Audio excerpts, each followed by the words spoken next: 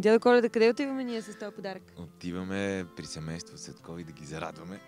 За Коледа. За Коледа, да. Топли супички и не знам какво друго точно има, но сега ще разберем, ще отворим. Че има някаква готина вечеря за Коледа и... Да. Те са двама души, така че ще им стигне храната за доста време. Еми... Чакаме да срещаме. Отиваме? Хайде.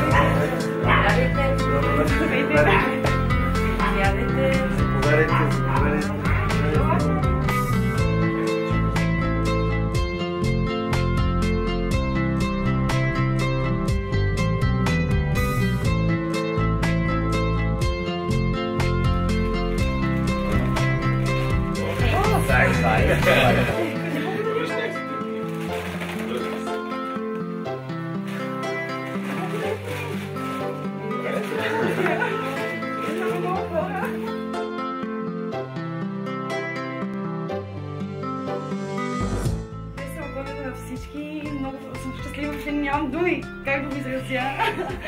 Много благодаря за хубавия подарък и пожелавам всички да са много щастливи през новата година. Вие също много здрави.